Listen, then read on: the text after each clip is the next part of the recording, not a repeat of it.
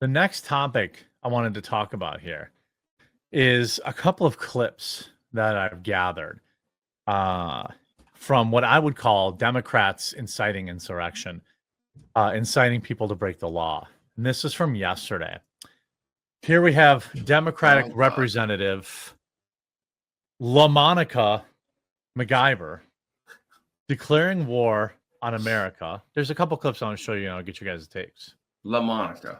Yeah, LaMonica. We will not take this. We will fight back. Fight back.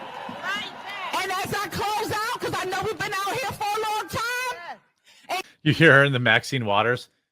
She's like the elderly hype man. God damn it, shut down the city. Nope, not going to do it. Not going to shut. Do they want to shut down the Senate to stop the confirmations? Is that why they want to do it? I thought she said shut down the city. No, Yeah, I shut heard down the shake Senate. down the city. I heard city, not Senate. Oh, let me go back. For a long time. And God damn it, shut down the city. I think she says Senate. I think she says Senate.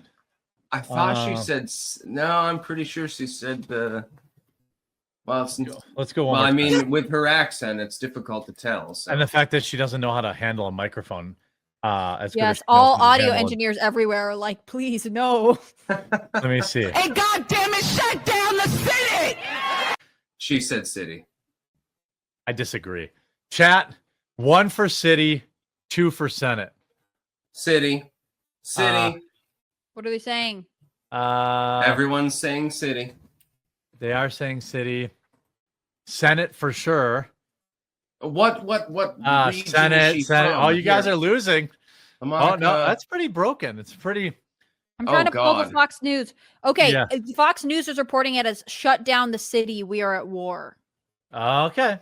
Okay. Here we're she right. Says, shut down the Jeremy's Senate. Hundreds wrong. of protesters. I present a counterpoint. The protesters that are there are yelling, "Shut down the Senate." Wouldn't that? Well, they couldn't hear either. To be fair. Yeah. Okay. Maybe I'm wrong. But the idea is that the Democrats want to shut down the Republican Senate by shutting down the city. Well, she clearly said city there, dude. Well, maybe. I'm not shitty conceding. city. You're gonna fight with Styx and Fox News all at once, Jeremy? I would rather fight with Fox than Styx. But here's Chuck Schumer. We will win. We will Oh God. We won't rest. We won't rest. That's the most cringe thing I the think I've ever CNN seen people are in my laughing life. at him. The CNN. It's time for him to retire from politics. You know. Look at this guy. He's laughing. Gotcha. She's laughing. Oh God. I mean, Chuck Schumer, he's approaching like what, 80 years old or something, and he's pretending that he's a hippie in the 1960s. Here are the protesters, Palestinian protesters, chanting Intifada revolution. Trump will learn. By the way, put them. I am fine with you. Turning the water hoses on every one of them. They do have their free speech. Okay, I agree. That's fine. However, I bet you there's a few Terrys among these people. Here you have Democrats calling to imprison Elon Musk. He has broken the law time and time again. This cannot stand. He must be held accountable. He must be made to pay. We must enforce the law. I like this. He's broken the law, but I won't be specific. We can't really say what law, but you get. I also like the delayed reaction when he says that, and then it takes several seconds for everyone to clap. Yeah, the lack of enthusiasm is jarring. Here's that dolt with his gold cane. Oh, here's God. Maxine Waters.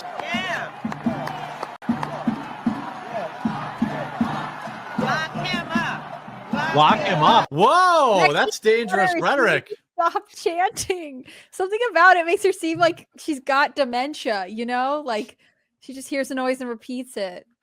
So I wanted to get your thoughts. What are your thoughts on this? I'll go to Styx first, and then HCB. It's just as cringe as the fact that the DNC has literally hired David Hogg as vice chair. I don't at this point even really know what they're doing. It's like every time somebody comes out to speak, they're trying to channel Martin Luther King or JFK or something like that, give a great soaring speech, but they always fail every single time. And I mean, I can just look at them and I'm saying, you appear to be Republicans effectively, because normally it's the Republicans that normally do that. Normally the Republicans are the ones that snatch defeat from the jaws of victory. These days, apparently, the Democrats have decided to do it. It's almost like they're competing with the Republican Party to be losers or something like that. Doesn't this remind you of Floyd? It's like the same people saying the same things. It reminds me of maybe the 1960s or in the 1950s or something like that. It's very strange. I mean, this is something that most people that are alive today have never seen politically. What do you make of it, Hannah Claire? Kind of disorganized. I think it's sort of funny that, well, number one, after all of the domestic issues, it remains like the most progressive causes that get people to turn out in the streets and protest, I guess. It doesn't do anything to change the narrative about what this party is driving towards, which is away from American interests and into the arms of just like world, global, progressive totalitarianism. I think that these mass protests where everyone screams and shouts are not as effective anymore as they were at one time. And you know, you have both said like they're trying to channel MLK or a great orator and have this inspirational moment, but it ultimately just sounds like a lot of noise. And, you know, they think they're getting these viral clip moments. They're not. To me, it seems as if there is almost a lack of authentic emotional tie to the causes they're arguing for. Because as, you know, there are tons of pro-Palestine protesters in the U.S. who are just there for a good time. And that's what I feel like for half this crowd. Like they knew they were supposed to turn out because this was the thing that was going on tonight. That's what the good people do. It doesn't seem sustainable long term. You know, they're mad about something Donald Trump said right now, but it'll go away. Well, that's one great point that you just made, Hannah Claire.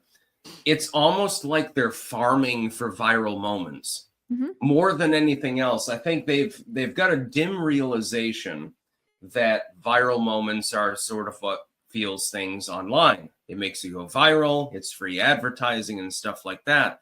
So they keep having to try to have, you know, the fight moment. They've done this with David Hogg. They've done this with Harry Sisson, et cetera, et cetera.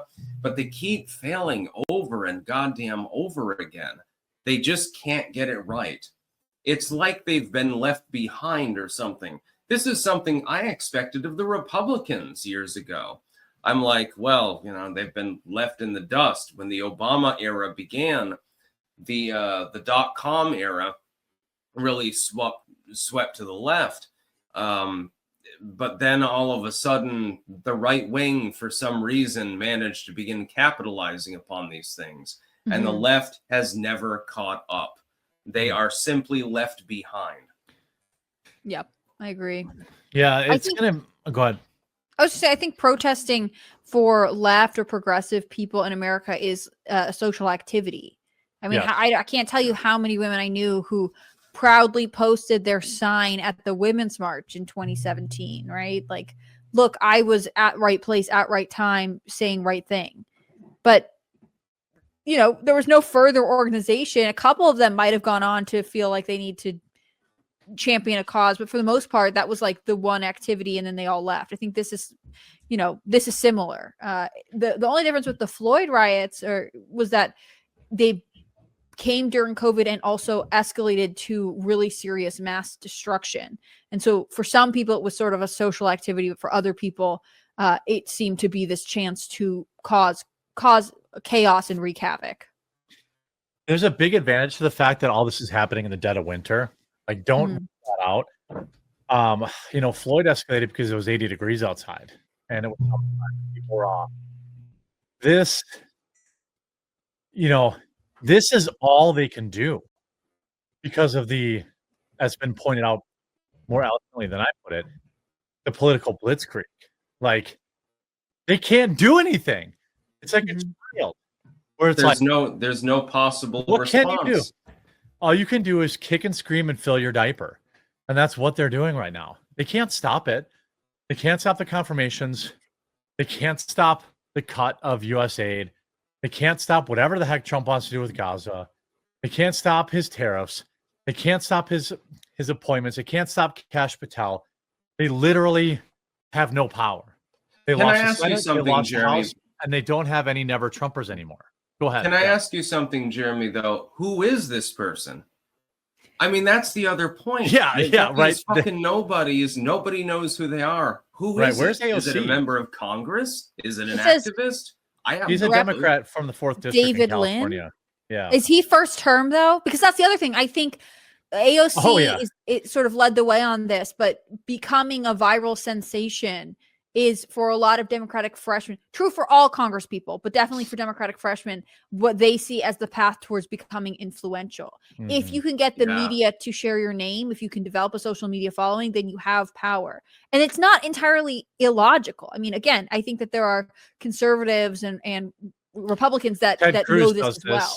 Trey Gowdy did it. And every time there's a new Congress, there's sort of a new, cool person that emerges for the left. Like last year it was Max Frost because he was so young. I wouldn't be surprised if David Lynn is like, this is my moment.